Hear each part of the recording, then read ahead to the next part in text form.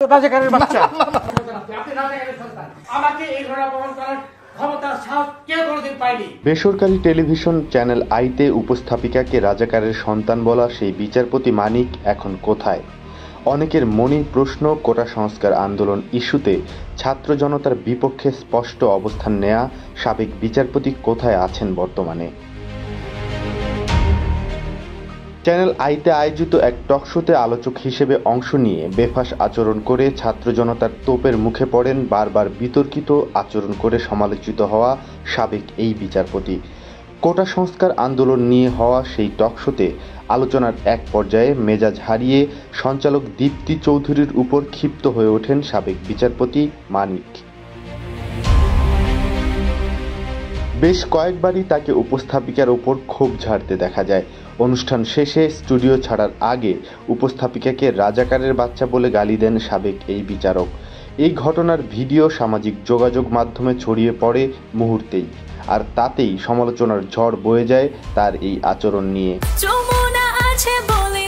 Jamuna refrigerator, খাবার fresh তো life জম্পেশ। এর আগে নানা বিতর্কিত কর্মকাণ্ড করে সমালোচিত হয়েছেন তিনি। কেউ কিছু বললেই তার বিরুদ্ধে আদালত অবমাননার রুল, পুলিশি নির্যাতন চালিয়ে হেনস্থা করা, এছাড়াও দ্বৈত নাগরিকত্ব নিয়ে হাইকোর্ট এবং সুপ্রিম কোর্টে বিচার কার্য চালিয়ে গেছেন বিচারপতি মানিক।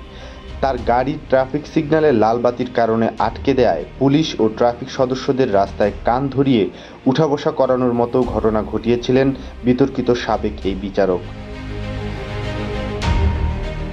তার আচরণে অতিষ্ঠ ছিলেন তৎকালীন আওয়ামী লীগ সংসদ সদস্যরাও।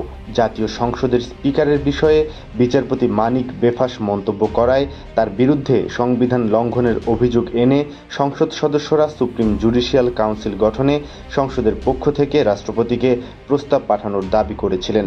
এছাড়াও 2012 সালে সুপ্রিম কোর্টের আইনজীবীরাও মহামান্য রাষ্ট্রপতির কাছে তার বিরুদ্ধে আবেদন করেছিলেন। শেখ হাসিনার প্রিয় ভাজন হওয়ায় তাকে কোনো সময়ই কেউ কিছু বলতে পারেনি।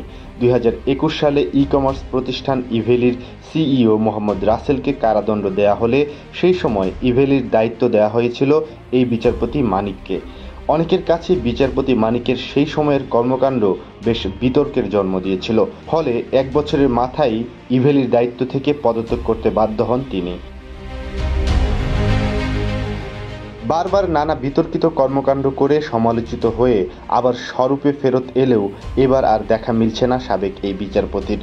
কোটা আন্দোলনের ফলে শেখ হাসিনার ক্ষমতা ছেড়ে চলে যাওয়ার পর থেকেই কোথাও খুঁজে পাওয়া যাচ্ছে না তাকে। অনেকেই ধারণা করছেন সাবেক এই বিচারপতি দেশ ত্যাগ করেছেন কিংবা আত্মগোপনে আছেন।